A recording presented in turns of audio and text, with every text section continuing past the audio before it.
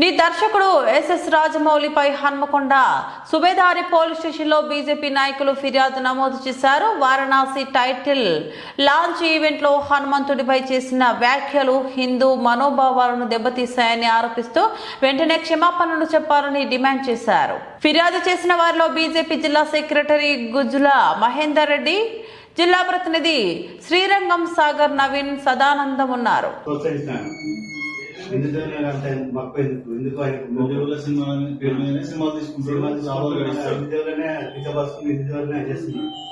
Christians కానీ ముస్లిం వాళ్ళని ప్రోత్సహిస్తున్నాడు.